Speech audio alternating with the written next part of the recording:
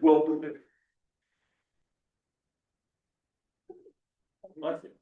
Doing that as the agenda here, right? Oh, I didn't. Can you go off the screen till I print them? Yeah. Okay. There we go. Can you, do the, all right, so I'll please decide that because my eyes are. There we go. Oh, that beautiful thing. The simple agenda tonight. Very simple. Okay, so we have my greenhouse. Is she supposed to be keeping track of this? Are we waiting for Marina to come back? Excuse me? Are we waiting for Marina to come back? She's taking the notes and everything, so. Yeah. Well, believe she's already she's already recorded. Oh, okay. Okay, so our call to order, we have 1, 2, 3, 4, 5 members, my greenhouse, Fred Oliver. Actually, we have 4 members and we'll seat an alternate when the regular meeting starts. Oh, okay, We'll seat Joan okay, at that time. okay. So Bill, Kathleen. And so this is our continuation of the application of Christine Gomez. Seeking a variance for the lot on Mussola Road. So presentation by the applicant. Just for the record, Attorney George representing the applicant. I have the applicant homeowners here with me, or property owners, I should say. I didn't really prepare an additional presentation. I know that we were continued primarily because we wanted to have a full complement of 5 members to vote on the application.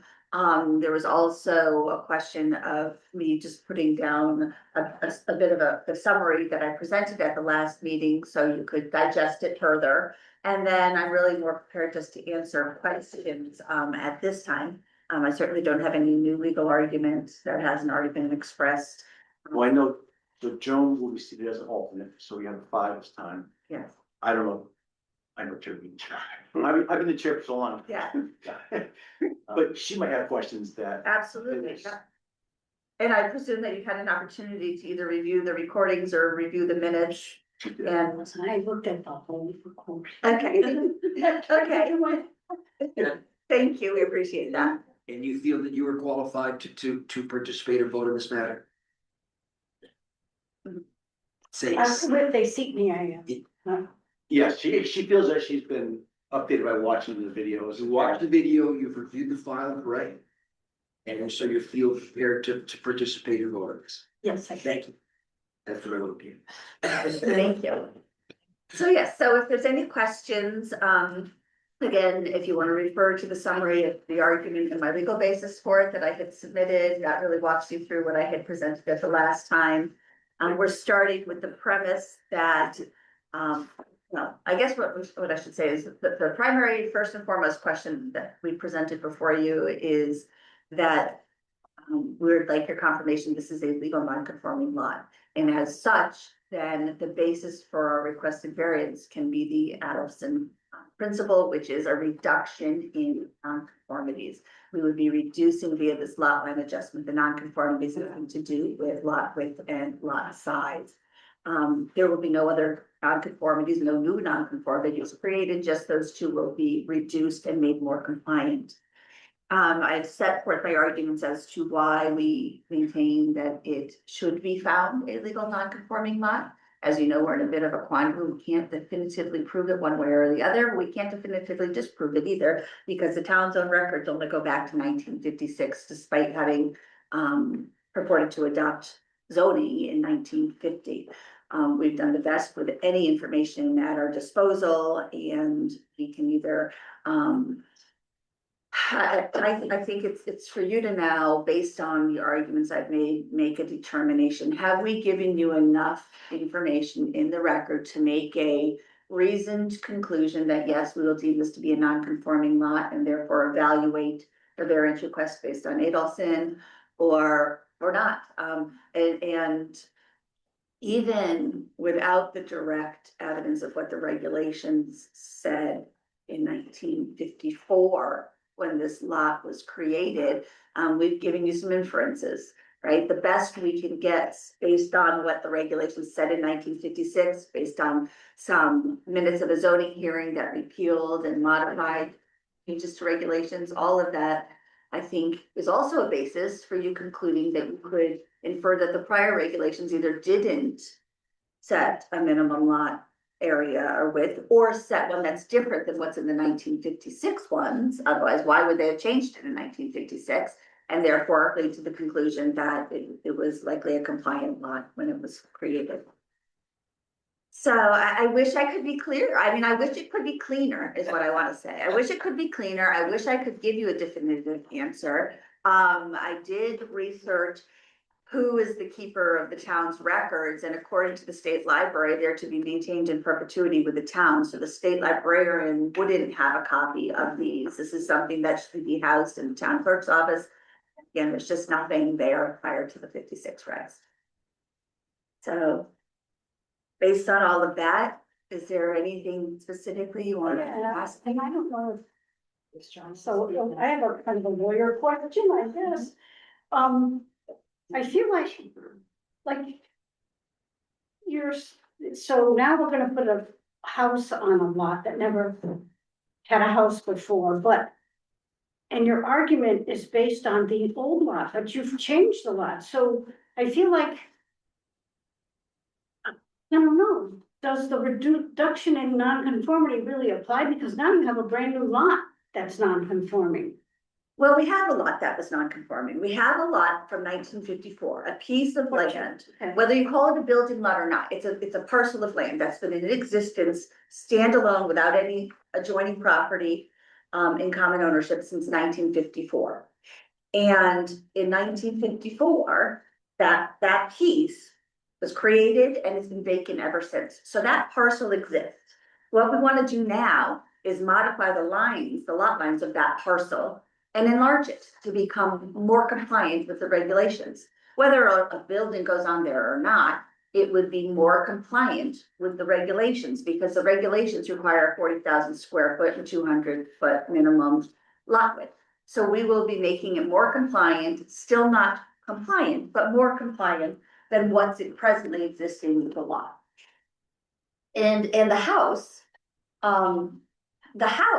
will fully comply with all setback requirements and all lot coverage requirements. So it's really solely a matter of the lot width and area, and whether there's a house there or not, the principle doesn't change, that we're making that parcel more compliant with the zoning regulations.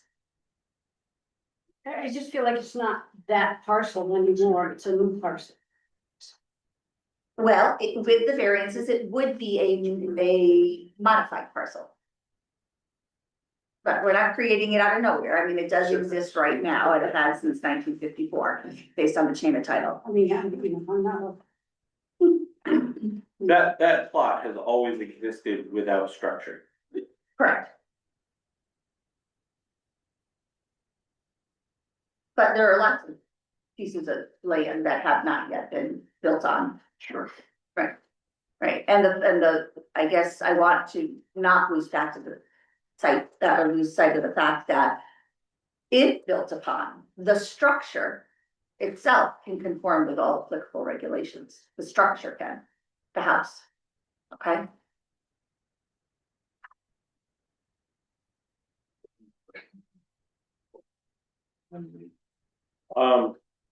I just was wondering if there's like past precedent of similar type case, and I apologize that I haven't had time to get here in a couple weeks, to research it for myself. But perhaps examples of, because there's many non-conforming lots apparently around the lake, is my understanding. Where similarly,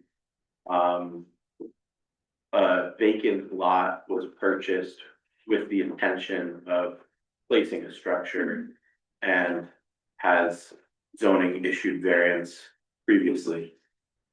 And then a second follow-up question to that would be, has zoning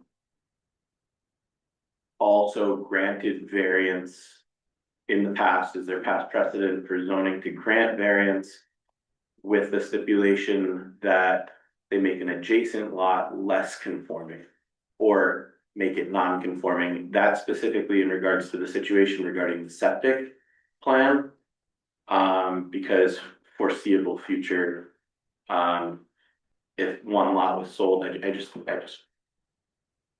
Well- Want to know if there is past precedent. I can't talk to whether there's past precedent, but I do want to caution you, we are not making the existing house lot non-compliant in any way with zoning. Zoning is fully satisfied, it will still meet all bulk area requirements, size, setbacks, frontage. That lot will remain compliant, so I know it'll be a little unusual because the septic, it will have someone else's septic via easement on the front part of it, but there's no non-compliance issue. If we were making it non-compliant, it would be an issue. Then the 807 principle really would not come into play because you can only use that to make properties more compliant, not create new non-compliances. So that's kind of an important differential there. So I'd just like to point that out. And with regard to the septic being on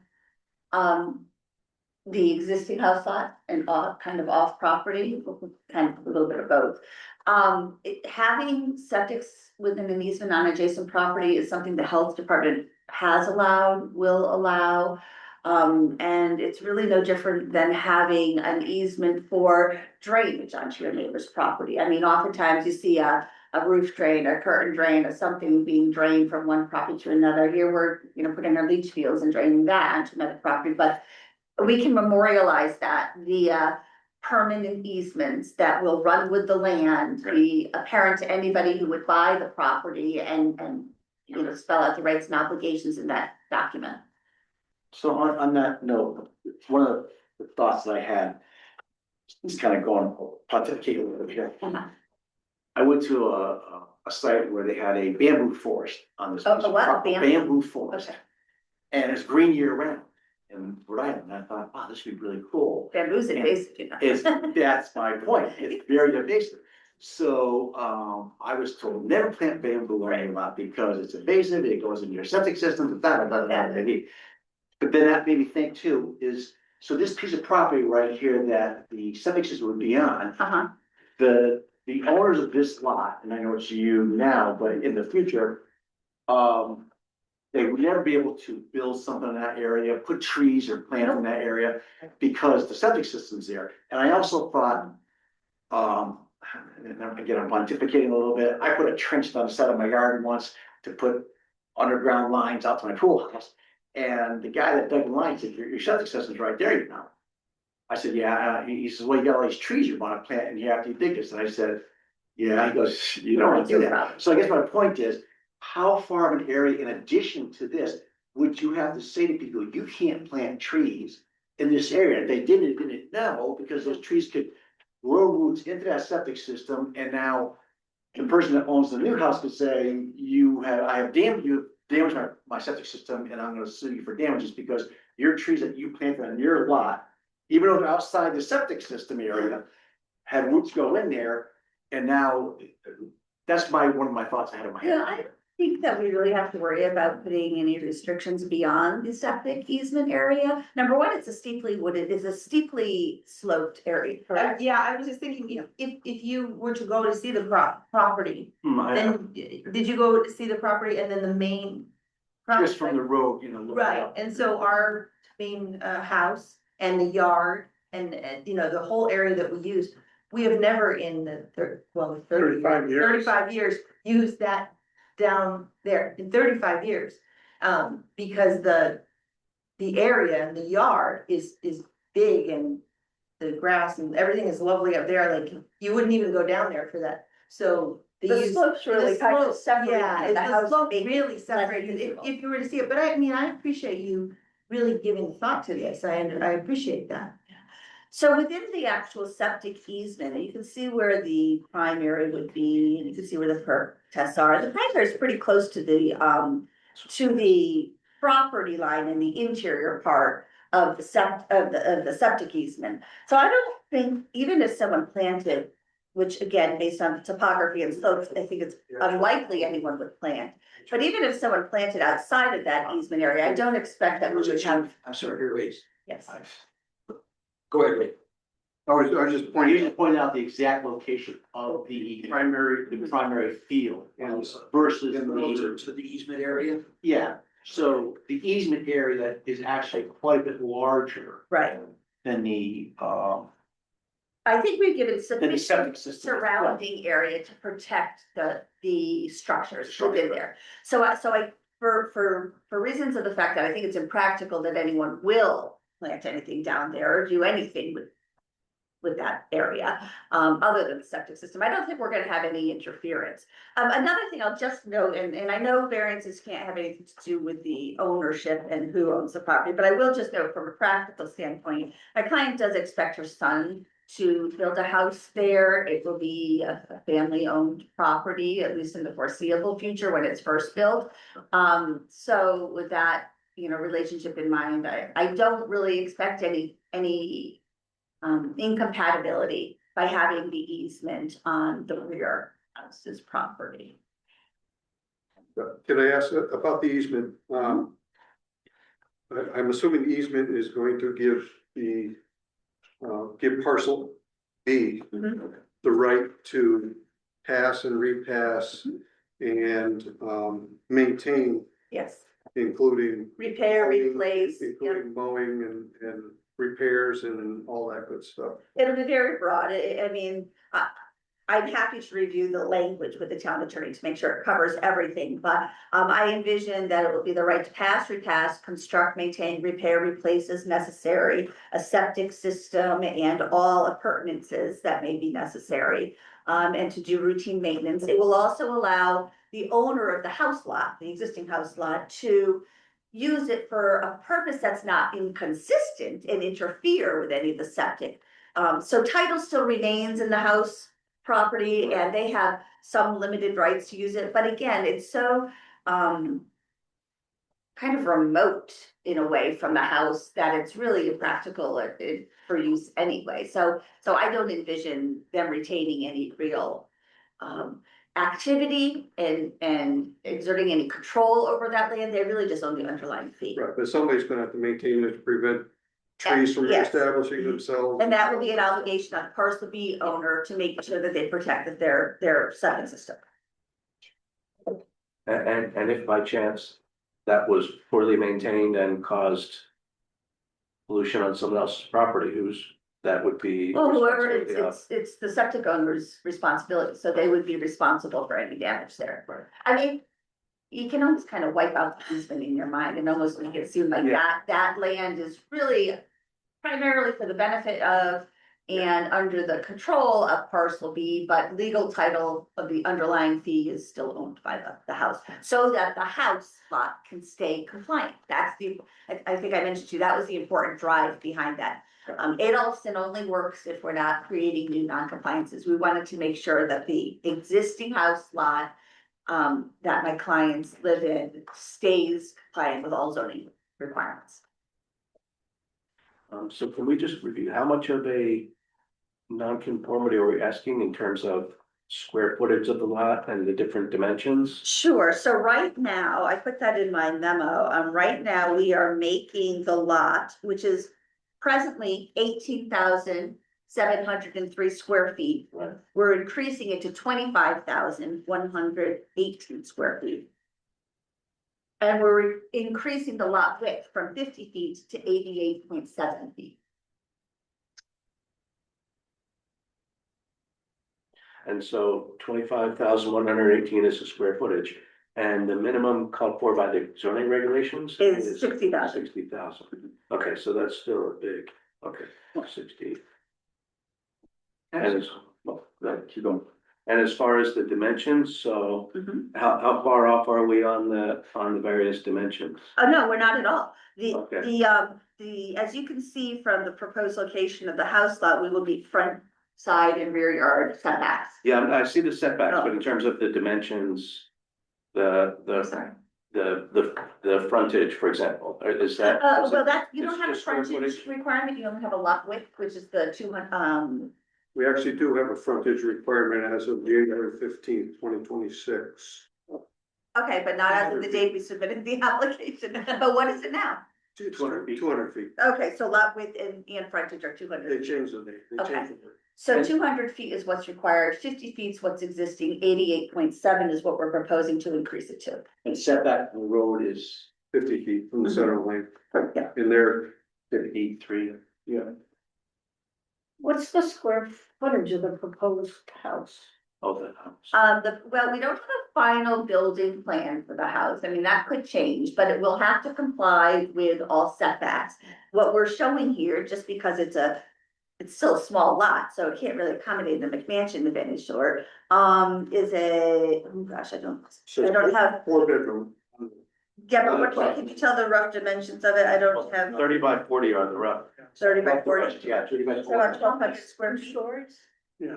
30 by It 40. could be, I mean, again, there's no final building plan for it. So, Right, I'm sorry? yeah, so somewhere in the neighborhood of 2,000 square feet, it sounds like it would be kind of a ballpark.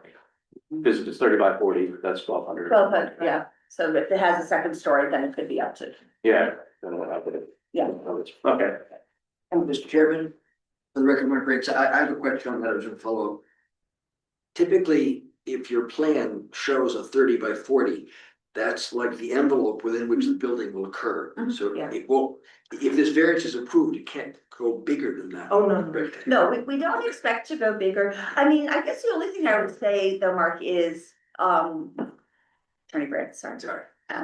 Is that as long as we still don't need setback variances, I would think there's a little flexibility with that. I mean, as long as we're out of the front, side and rear, I mean, that, because the size of the house doesn't really change the variance that's being granted for this is really more of an for the lot area and width. This is really more academic because my clients can live with, Okay, working within yeah, that I mean, I'm footprint, thinking- but I'm thinking not in an sure. Thinking in an case, you know. Yeah. That variance case. Okay. Where, you know, sort of what you see is what you get. Okay, And I think that it is relevant for the board. okay, I mean, if the house is gonna be twice as big, No. that might affect their. Yeah. Their, if it's roughly this, if it's a little different shape. Yeah. I don't think it's a big deal. Yeah. But if the board knew that the house is gonna be much bigger, that is a factor. I'm not saying that it would make a difference, but it's a factor they would consider. yeah. So my understanding is this, you'll be within that envelope.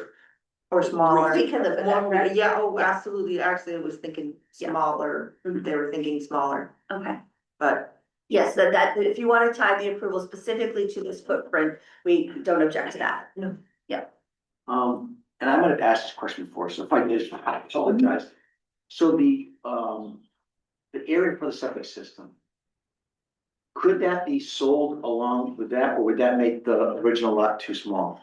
It would make the original house lot too small, and not too small, really, it would affect the lot width. So we could probably still make the lot area work, but they wouldn't have the requisite 200 feet of lot width, and so it would become non-compliant there. So that's really the That's why that, okay. touch point, yeah. I mean, that would be the easy solution, right? Then we. Yeah, the solution to Right, add that. then I just say, we'll just add it to this piece, but my biggest concern all along was, let's folks protect what we have and not make our existing lot non-compliant. No, fine. Right. So that's really my, playing lawyer and being real particular about complying with the law. So, yeah, so to make the new lot compliant, you'd have to bring it from roughly 25,000 square feet up to 60,000. So Oh, yeah. there's just no. There's no- There's not enough land to do that. Okay. Yeah, and I mean, and this gets into the whole, is this in accordance with the comprehensive plan and consistent with the neighborhood? I talked about this at the last meeting and I also put it in my summary. I mean, there are a lot of undersized lots in this area. We pointed out at least 4 within, The street. 700 or 700, If you drive around the lake, you'll see. yeah, as many 750 as you look feet or for. so that are And that's smaller. what, when I walk the lake loop all the time. So Yeah. I walk the lake loop and you start seeing the houses, you get to know everybody, get to know the houses, But it's there's small. no new ones, are there? Right, no, agreed, I mean, the agreed. ones you cited, the newest one's 35 years old. Well, no, And the ones on down our to street. The one that was built in 1930, 1953, 1930. So, Prior to Well, prior to the zoning records like 1954. I just wanna touch on that, cause I know, we're building a new house, and I know that's causing you a little concern, but I want you to recognize that people can even do that without a variance on an undersized lot. The zoning regulations have some protections for non-conforming lots. And it says that as long as the lot was of record by 1950, which is the only issue, and the only reason we're really here is because we can't get those darn zoning records from 1950, we only go back to 1956. But as long as the lot was owned a separate as of 1950, and as long as you can comply with health code and don't need any setback variances, then they can get a zoning permit to build a house on an undersized lot. So the only reason I'm not fitting, my clients aren't fitting squarely within that, and the reason they're coming here is because of this issue with the lack of regulations. So I have to somehow get you to agree that we're not gonna hold tight to that 1950 date because there's nothing there to tell whether or not we were existing or what was existing at the time.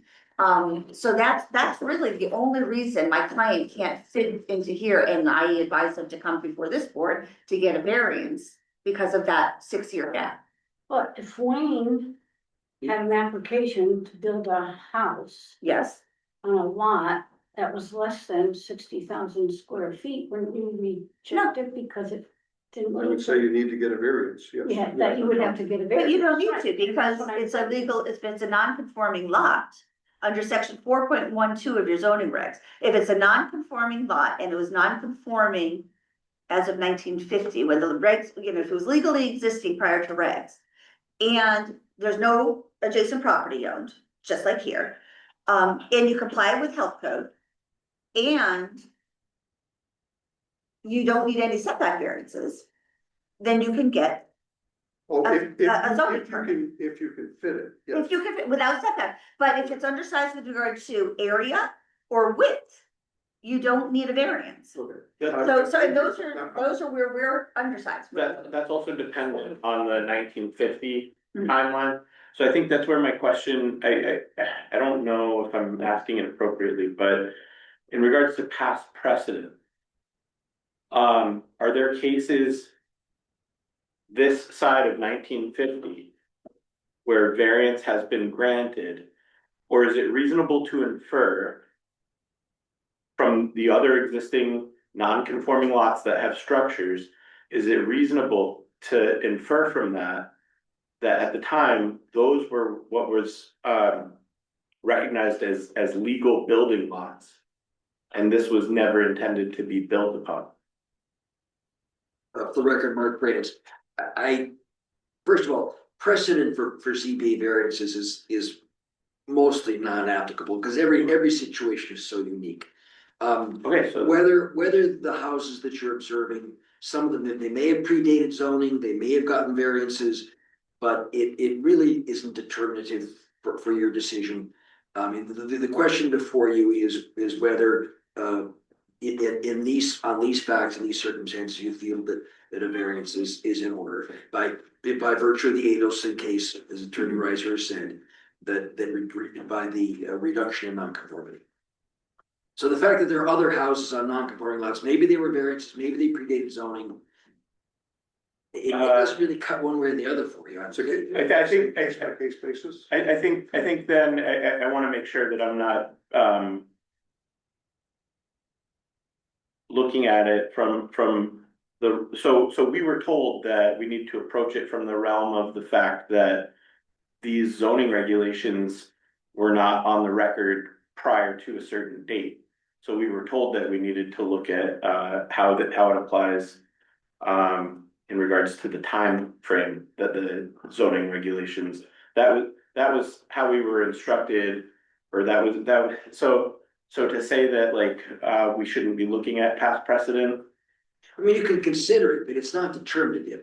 I mean, people will always say to you, people will always come to you and say, well, you gave a variance to that guy, so you have to give me one to me. No, That's what I mean by precedent not being binding. The fact that you had a certain topography, a certain location, a certain number of square feet, you thought a variance was in order in that case, doesn't mean that in anything that's roughly comparable, you have to give a variance, and vice versa. The fact that you denied one in one case doesn't mean that you can't approve it in one that arguably is similar, because no two pieces of property are ever exactly the same.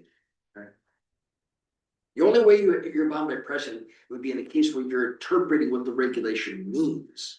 And that would happen if you were getting a CEO appeal, wouldn't arise in a variance. If you were getting an appeal from the decision of the zoning enforcement officer, then it might be relevant as to how those words were read in the past. But for purposes of tonight, you don't need to worry about that. And Attorney Reiser, do you? I agree with that 100. I think variances are all case by case. People might say otherwise, but I don't think you should worry about setting precedent or abiding by precedent. I think you need to look at this based on the facts and circumstances, and they're fairly unique. I mean, we've got a situation here. How many properties can you say go back to their chain of title in 1954, 4 years after adoption of zoning regulations? Yet we can't read the zoning regulations. I mean, this is the first time I've ever had to make this argument. So it's a fairly unique situation all around. I guess I'm imploring on you to not hold it against the property owner and the applicant that the town doesn't have the records we need to fall squarely within the zoning right that says we can, build even if we're undersized, and prove to you that we were without a doubt legally non-conforming when the lot was created in 54. Chess. So because I did my due diligence, I actually had because I didn't know, I had a title search done, which I wasn't actually required to do. I went what I felt like was doing my due diligence, going above and beyond. And I had an attorney do the closing. The title search went all the way back and it's a clean title. They went all the way back as far as they could. That for me was doing my due diligence. If the title search had come back and brought something to my attention, I would have had to make a choice at that point. But I did my due diligence, and there was the town didn't keep records for as long as we're now talking about this situation. So I'm not sure what else I could have done. So I guess I just don't understand now, like this minimum lot area square footage. I mean, this rule of 60 was in place before you bought the lot. I guess, I mean, I could see where, like, if it was the original owner and they bought it when it was considered buildable, but now it's not real, I don't know. What you're saying is she bought a lot that she knew was non-conforming and decided, I'm gonna try and make it. But the non-conformity runs with the land, right? That if it's a legal non-conformity, it's a vested right in the property. It doesn't matter if the property changes hands and someone buys it knowing it's legally non-conforming. They still have the same rights as the previous owner. But there's no. If it's legally non-conforming, that's a vested property right that doesn't go away despite transfer of ownership. It is legally non-conforming. Right. So what they're saying is like around the lake, they have a lot of really not. I know that, and the houses are there, and if something is there for more than 3 years, it's grandfather kind of. Don't go there. That's a totally different. So my mind's going where, I mean, I guess it doesn't apply, it's just, Right, it does. I. By the way, Attorney Rice is correct. If a predecessor in title had a hardship or had an Adelson argument, then the current owner has a hardship or Adelson argument. So what you're referring to is often called the buyer with knowledge rule. The buyer with knowledge rule only applies where the prior owner had no hardship either. All right, so it's if the first owner could have gotten a variance under the Adelson rule, then the current owner can get a variance under the Adelson rule.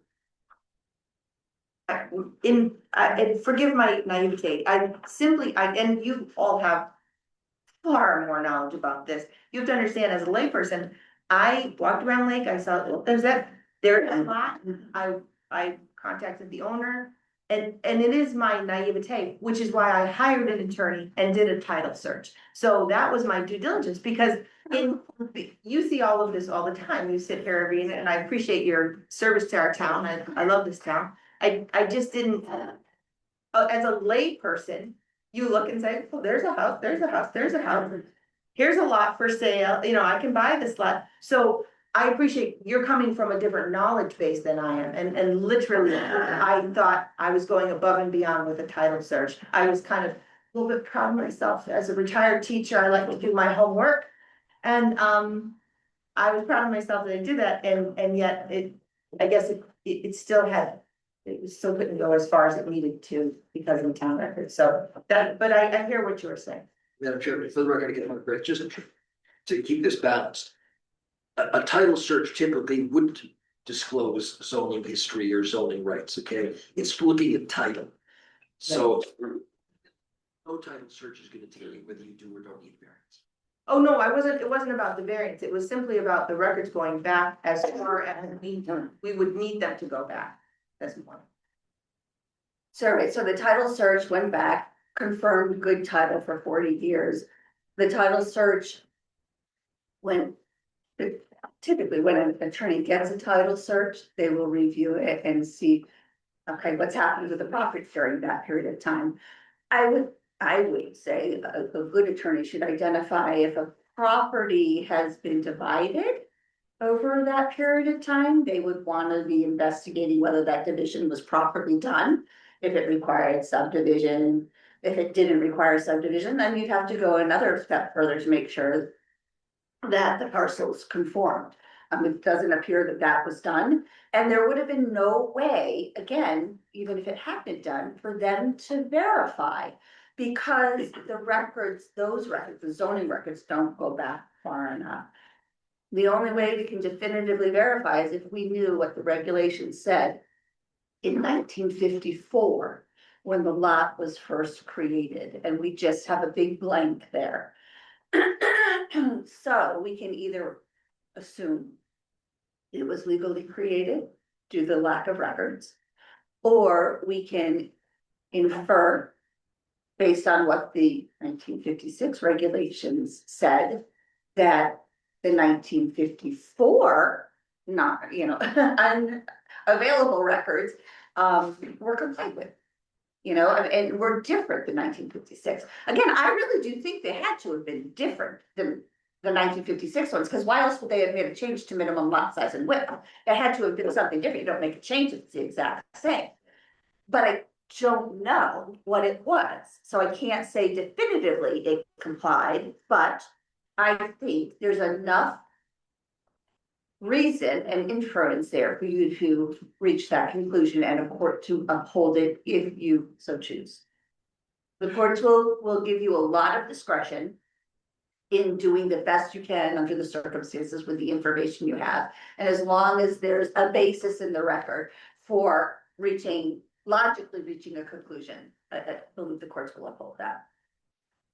I have a question for the attorneys here. As it's been stated, this lot seems to have been created in 1954 by basically, but by Yeah. I don't know what the word is, what the words are, by it not being included in transfer of land. Does that actually create a lot, or was the lot actually created when the first deed that I can come across is from 1980 that described this 50-foot lot in a transfer? No, it would be created when it was severed off from any adjoining parcels. I mean, it first shown as a portion of a Right. lot in 1927, but it was only a portion, and then it was conveyed along It with some actually other moved parcels. from lot to lot. I'm sorry? It moved from lot 53 Right. to lot 54, and then it was left out. Right, so it was, it was part of lot 54 and 5, right? It was kind of those three and the southerly piece of lot 53. Those were all kind of grouped together. Then the owner conveyed away 54 and 55, which created in essence a leftover piece, a lot, a parcel. maybe not a building lot, but that remains to be seen, but a parcel of land. And so in 1954 is the first time that we see it, as a standalone piece and then conveyed separately from that. And just because there wasn't a deed that specifically described it as a standalone in 1953, it was effectively created because the balance of the land around it was conveyed off. So she retained, the owner at that time retained just this 100-foot by 50-foot. So it was never, if I'm understanding what you're saying, Wayne, it was never actually created as a non-conforming lot. It was just a piece of land that was left off of two other pieces of land that were conveyed to other people. And it just created this vacant lot. It was never actually, I don't know how you say, created as a non-conforming lot. It was never set up as a legal non-conforming lot, someone to buy I something. don't think you want to use the word legal non-conforming lot, Okay. a lot, a parcel. In Was it ever 1927, created as a parcel of land? Was it just a locked off section parcel of land that was left there? in 1927, this wasn't shown as a separate parcel, it was shown as part of lot 53, which is kind of, I mean, with the line, it's a little unusual, kind of looks like 1, 2, 3. It almost looks like 4 of the surrounding lots all grouped together, but like the 1927 map shows it as this parcel as part of lot 53. And then in You said 53. 1927, it was part of lot 53. And then it conveyed over the course of time with lots 54 and 55, which were similar in length and width to this piece. They were 50 by 100. Or 370, I'm sorry, 50 by 370, which is very similar to this one, but for some reason on the 1927 map, there was a compilation of like 3 or 4 of them that were all kind of grouped together as lot 53. So lot 54 and 55 were 50 by 370, and then those conveyed along with the southerly 50 feet of lot 53, which is this remaining piece. Then after that, 54 and 55 were subsequently carved off and sold to someone else, and the owner Shirley Riley retained that 50-foot. I'm bringing to the board, copies of the, 1927 Daggett map that was, amended in 1934. I don't know if it help you there. Yeah. So. Which you're talking about lot 53. This is lot 53. It comprises all of these. All lines, All of these is lot 53. from here to here, Here. that's all like from here. Lot 54 and 55 were sold separately. Somehow in 1953, 54, this 50-foot piece, this is piece that is, In question right there. that's parcel B. That parcel B, and this here was sold to somebody else. Right, this was actually sold to the people, to someone who bought 54 and 55. It was included in 54 and 55. And then 54 and 55 were subsequently sold, leaving that piece. Leaving that. Was that correct? I asked in 1927. It's over 100 years ago. I understand. Well, it's actually 1934 is when they drew that. 1934. But those were all like individual Those were all lots. 50 by 100-foot lots, all over the place, all the way. Oh, Cause this was a man-made break. Yeah, the lake was real estate. It real estate. So these similar lots then, you said 54 and 55 are sold together. They're sold So together. The property becomes much more valuable with this water 56, nearby. 57, 58, the other ones that look very similar, are those individual lots that are built on? They were actually sold together too. I don't think they're relevant to this discussion. Well, what's relevant to me is that were other homes or other lots designed at that time to be sold as lots, as 50 foot by whatever, were all these designed, because it looked like that, the way they're all designed, all the way down the street. There's like 10 lots that are all 50 foot wide. Is that the way the land was intended to be So sold? we infer what was in the mind of the Andover Lake. You know what I'm saying? Why was someone create all these 50 foot wide? Attorney Brandt, can I chime in? Because I think he said that that holds no bearing, right? That's what I gather from you. I think, and also, it was common for these, you have to remember, no one understands today what a difference air conditioning made. Right? During this period of time, you had these lake communities being built all over New England. Right. So people built a cottage, a summer cottage on a body of water to escape the heat of summer in the city, right? And people bought 2 or 3 of them. You might put a little tiny cottage on one of them. Some, as you can see, some people bought several, built a bigger house, and over time they were winterized. But I think what I want to drop back to is something that Wayne was saying a few minutes ago, that this parcel was not, quote, separately described in a deed as of 1954, right? And your regulation, the regulation that Attorney Reiser was referencing is that the deed, it's legally non-conforming, it was separately described, but it wasn't separately described. But that, in my opinion, is why they're here for variance, all right? That the fact that it wasn't separate, that's why they would have an argument that they don't need a variance if it had been separately described in 1954. It wasn't, right? But it does exist as a separate parcel, separately described or otherwise. And I, since we are low on time, I do think that you have, to echo something that Attorney Reiser said, I do think that you have discretion to grant or deny, and I think you do have a little discretion. And if in terms of, is it in harmony with the purpose and spirit of the regulations? Is the reduction in nonconformity sufficient to balance the creation of another house? All those sorts of factors that you've been kicking around here are all relevant. And so I think you have discretion whichever way you go.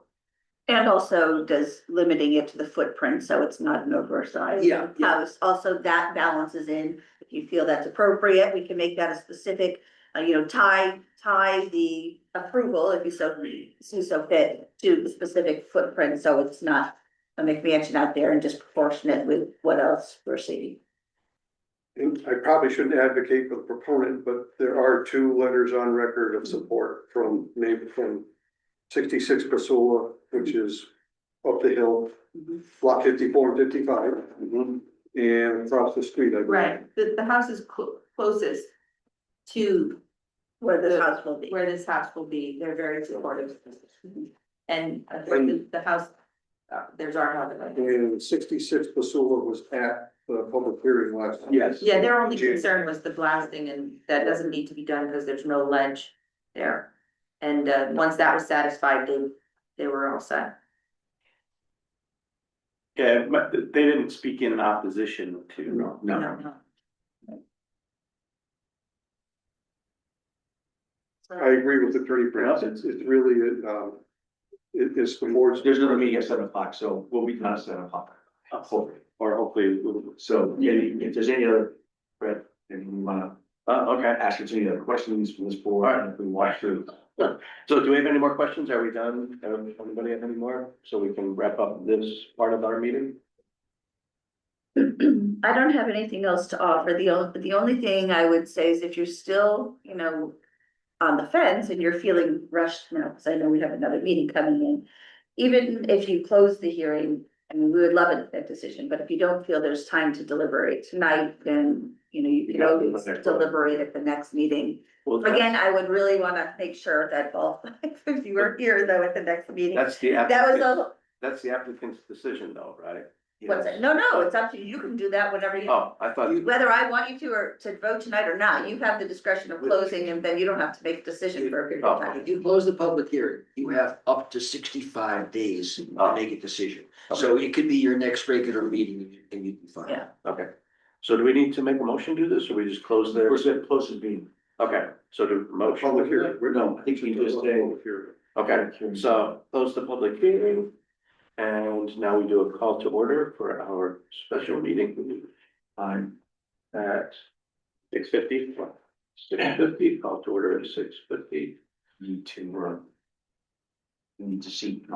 Okay, so we need to make a motion to seat an alternate. I make a motion to seat Joan Ross as our alternate. I'll second the motion. Any discussion? Any discussion about The that? only discussion I have is, the only reason I'm not going to use you is because she was here. I get it, yeah, a lot longer here, a lot more than you. You'll get your chance. Either other alternate. You're so a little late, so anyways. Okay. So therefore, all in favor? Aye. Aye. Anybody against or abstaining? So Joe is hereby seated. Any new business? This is our new Is the business. seating somebody needs? I'm sorry, I don't think The so. vote was, because to seat Joan as an alternate. Joan, but she abstained, correct? From seating herself? She can vote. She can vote? She can vote, okay. So 5-0. Even if she didn't, there's. I abstained from that vote, I thought. You didn't have to. Okay. All right, so Yeah, I that, vote for myself, come on. yeah, why not? Somebody has to. All right, so deliberation and action on the application of Christine Gomez seeking a variance. Applicant seeking relief from sections 11.2 of the Andover zoning regulations intended to reduce the nonconformities of a currently vacant parcel on Basala Road, MDL, I don't know if there's no, 32 to 48, 53 CB. The applicant's intention is to adjust the boundary line between the vacant property owned by the applicant and 52 Basala Road, owned by the applicant. The proposed additional land added to the vacant parcel and an easement on 52 Basala to locate a septic system is intended to support the construction of a single-family dwelling on the vacant parcel. So, Now you would basically entertain a motion. okay. Or you're deliberating. and then- We would deliberate further, but Okay, so do we have a motion? Anybody wish? Mr. Kesinger has prepared for you a motion for approval and a motion for denial. And I would note for you that the motion for approval he already drafted for you has compliance to the plan submitted, so you don't need a special condition about the house shape or anything like that. Do we have that? Or, sorry, thanks. This is provided the applicant to where he was. Oh, yeah. Did I hear it? No. Not where you would, so that is. I think you're. I'm sorry. Limit to that square foot. We're supposed to do that. You know, it may not be that shape, but it's 40. I'm learning it. It's all right. Not so that. Yeah.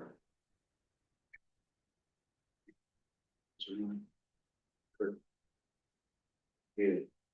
Very forced, but just the first time you did is very nice. We went over Thank you. this all the last time. Yes. The first time, so I'm all set. Okay. So there were two motions prepared, one to approve, and one to deny. There's actually a third motion there. There's still a motion. Third motion to continue the deliberation. Oh, yeah, that's true, it's true.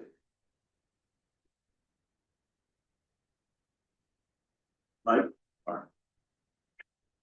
We already, I read the motion, I read the proposed motions. Being a newer member, I first not make the first, Okay. you know, if that's okay, I don't. I'll make a motion to approve and we can discuss it, and then we can either vote either way, it's how it would go. So I'll make the motion to approve, move the application 2515 ZBA Christine Combs, the approved act code provides for a reduction in non-committees associated with the parcel NBLU 32/48/53 CB, volume 147, page 77. Specifically, the board varies section 11.2 Andover Lake District lot area from 60,000 square feet to 25,000 square feet. 25,118 square feet, and the frontage from 200 to 87.71 feet as depicted on the boundary reconfiguration plan prepared by Rob Holstrom, Land Surveying LLC, dated December 4th, 2025. With the conditions also stated here. So, that makes it open for discussion. We'll do it second. Or do we have a second? Do we have a Second, is anybody want to second Phil's motion? I will second. All right, so Mike? Greenhouse has seconded, so that makes it open for discussion. Yes. Any further discussion? I'm just not sure I'm comfortable. I know there's a million little non-conforming lots and a million little houses on them. That mean we have to keep propagating that. I don't know, and the septic thing, 2 septics on one building lot is a little weird to me, but I, you know, I don't have a lot of experience, so I'm saying I'm not real comfortable. But this isn't gonna be a little house, it's just not gonna be that. But they're planning. Right. There's gonna be 2 septics on one building lot. I don't- And then a house on a lot that doesn't meet our current building requirements. I don't think that that's what we're Well, it does. here to, 52 Pasula meets the requirements for the lot. yeah. It does now, and it will after. And I think that the attorneys, kind of made it a little bit more clear to me that we're not really here to deliberate that aspect of it. It's more so, how the parcel was conveyed at the time. And I think it would be reasonable to infer that, you know, first of all, you're looking at, this was the original lot size right here. And they're asking for a variance to have it be more conforming. So at the time, I think it's reasonable to infer that those were the lot Don't sizes. confuse 1934 with 1950. No, that's true too. Yeah, that was, again, if you look into that plan there, 1934 is like 1954. Right. But we're also to understand that there aren't zoning regulations that existed. Unfortunately, to my chagrin, I tore this building apart looking for them. 5 minutes, please. 5 minutes, be done. We're just finishing, but not really. 5 minutes, thank you. So there likely were, but we just don't know what they. I have probed everywhere I can think Right. of. I've asked every person I can think of, and I don't think there's anybody alive from that period of time. Right. So, That's an interesting one. So what's hanging me up is just the smallness of the lot, even with the additional piece of lot 53. Or the additional piece of the conforming lot, that we're still talking a small lot, and I agree with June that. I don't know that we should be perpetuating small lots. I agree with that also, and They're not seated, so, okay, we should move to question unless there's any further discussion. Okay. 4 minutes to. Okay. So, So what happens if there needs to be a continuation It then? doesn't need to be a continuation, there's a motion, we vote on it right now, that's the case. If you wanna keep talking about it, We can keep talking about it if you want to go to another third meeting, or we can call the question and take vote. so we've moved and we've seconded, so let's show. somebody can call the question if they want. They wish. I would like to move the question. Okay, Jeremy, would you like to move the question? I don't know what that means. You want to vote? You want to vote? You want to move to another meeting? those are our choices. Either we'll keep it rolling. Let's or- do it. Okay, vote. Do you want to vote or move to another Do we meeting? feel comfortable voting? Michael, do you I'm feel- comfortable voting. Are you okay for voting tonight? Yes. Okay. Yes. Call the vote. I'll vote, so all in favor of Bill's motion to approve of this proposal? Say aye. Aye. Yeah, that gives us three, and so all against? So it's two. What? So, Wait a minute, you voted twice. no, No, she She did. voted once, she voted to approve, we made, you had 2 votes against. That means motion did not carry, because you got 4 to the motion, so you're right. So, Yeah. sorry about that, folks. No. Is that? So we have to, so our next thing is, next regular meeting, February 18th. Mr. Thomas Bass. I will not be here. Okay, do we have anything You on- can show up, I won't be here. Do we have anything for that, Wayne, or? Not yet, we don't like, Okay. okay, but you let us know. So if we hear from Wayne, motion to adjourn. Bill, I'll make motion, the motion. Bill, motion to adjourn at 7 o'clock on the button. Second, all in favor? Meeting is adjourned. So keep coming, Jeff, we'll give you Dave. Did you get the messages? Did you get that? For your time today. Thank you. This was at. Yes. It was at 6. I didn't.